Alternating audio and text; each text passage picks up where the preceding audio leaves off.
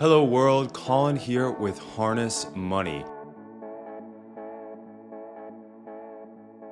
The stock market has been hit brutally hard the past few months, and it got me thinking about how to reduce the pain of investing during these times. Nobody wants to see their account balance go down, the value of their stock portfolio decrease, but it's just a part of life. The fact that over time, recessions are going to happen in the United States, they're going to happen around the world, and that we have to prepare ourselves as investors for these rough times. And you really have to start preparing before it even begins. Think about how the Warren Buffetts of the world prepare their portfolio in order to take advantage of these times, because there really are a lot of opportunities in the market during downturns, during recessions, depressions that happen. But there are also ways to invest into the market in order to reduce the amount of pain that you feel when you see that number drop.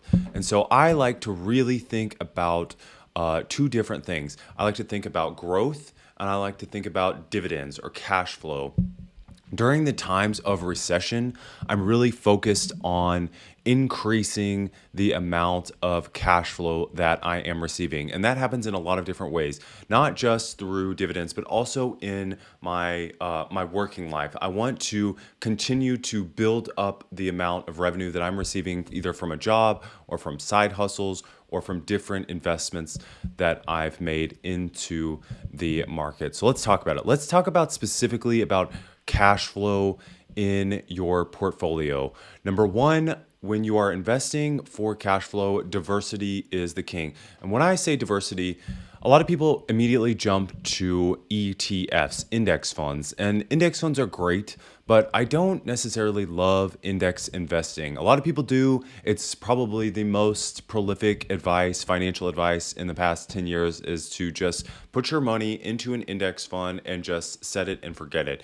Keep just dollar cost averaging into an index fund and forget it and look at it in 20 years from now, you'll have a lot more money than you did in the past. And that is true. It works for majority of people out there. But for myself, the reason that I don't necessarily love index investing is because there are a lot of investments in an index fund that I don't really like. I don't really want to be investing in certain kinds of companies.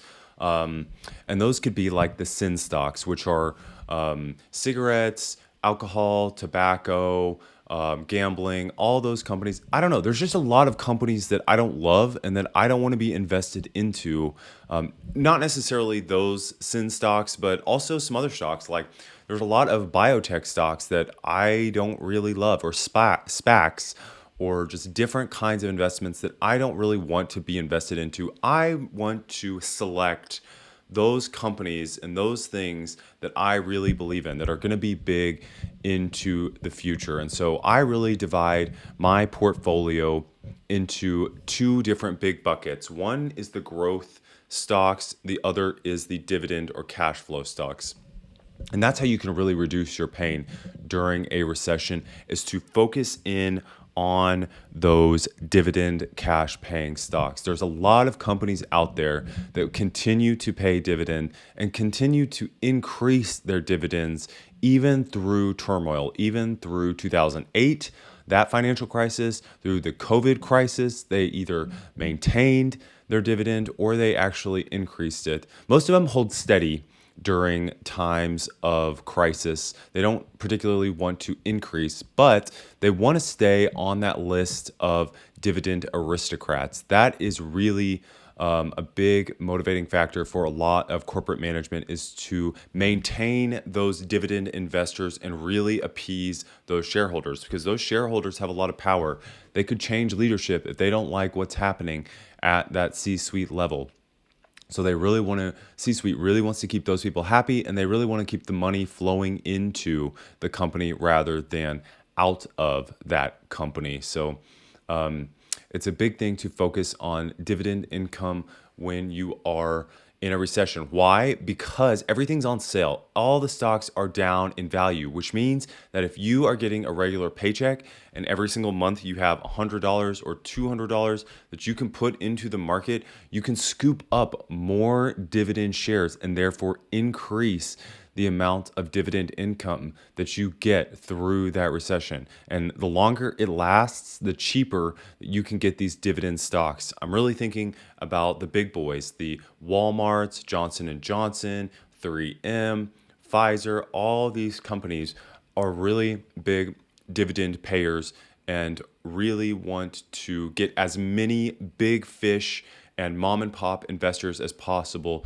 to just to lift their stock price up during this recession. They don't want to get hit as hard as the growth stocks.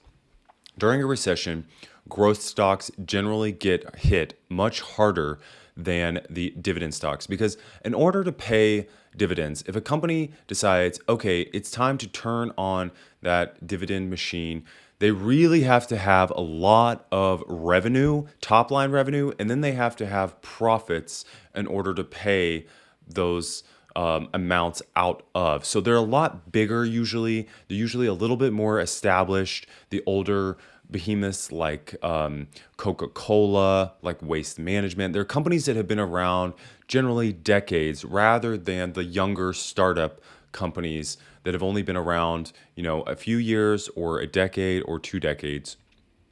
Those companies get hit harder because they're still in growth mode. The growth companies are trying to reach that high level of revenue that Coca-Cola has already achieved. And they're not there yet. So they have to usually borrow money in order to get there. And their revenue is not as established. Their corporate relationships are a little bit younger than the Coca-Colas of the world. So they're really trying to reach a high level, and that's risky. That comes with a lot of risk. And when the economy pulls back, investors pull back, the consumers pull back, and that's a risk to these younger companies. I love these younger growth companies. I'm still betting on a ton of them. Two of my favorites are Restoration Hardware and GoDaddy. I really like those stocks. And this isn't advice. This is just things that I like. I'm not saying that you should do this. You should choose your goals that match yourself. These are things that match my goals.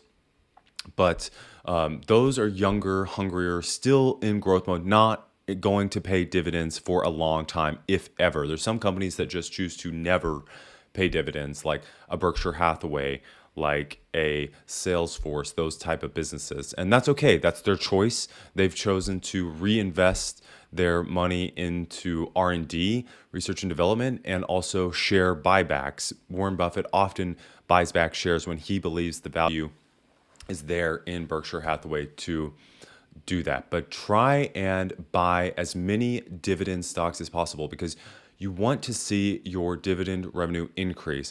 That's going to reduce the pain. If you can see that your income is increasing, even though the value of your overall portfolio is decreasing, that will really motivate you to keep working hard. I feel like every time I see my paycheck get a little bit larger, it pushes me to work a little bit harder, makes me want to just maximize everything. I'm always looking for growth, whether that's growth in my career, whether that's growth in my skills, how I'm writing, how I'm making videos, how much money I'm making, how much money I'm giving. I just want everything to be growing so that whenever I am a little bit older, I can decide what I want to do. I can decide how I want to spend that money, how I want to give that money, where I want to travel to, all those things. But that doesn't happen without a lot of growth, without working hard while you can and investing during those turbulent times to reach the other side. Because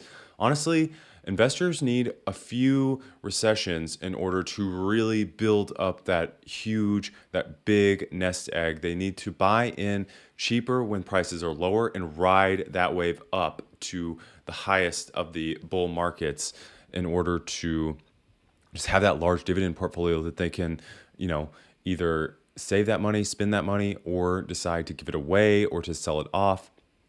So keep investing in those stable dividend stocks. Use a screener. Don't invest in dividend stocks that are too high. There's a lot of companies that really put out too much of their money in dividends. You don't want to invest in a company that then has to cut their dividend later because the company is struggling. You want to find those quality companies and maybe choose 20, 30, however many. You can go all the way up. I have a lot. I have a ton in my portfolio. And that's because I really want that diversity. I want to know that I've got enough companies that I'm always receiving dividend checks, that I'm always getting paid out through various companies at various times. So I hold a lot of different assets. And that also allows you to diversify what you have in there so that when there is a recession, if you own something like gold, or if you own something like a bond fund or even treasury bonds, those won't be affected by necessarily a stock market downturn. Uh, and you can still have those assets that prop up. Now, that's just a small portion. I just have a small portion of those, but the majority is in the growth stocks and in the dividend stocks. I've split down the middle. One half is growth, one half is dividends. So I've been really focusing on that dividend half right now to really just get as many dividends as possible. And this is how you reduce your pain in the market. I hope you enjoyed this video. Thank you for watching. And remember to make good money choices. Till next time.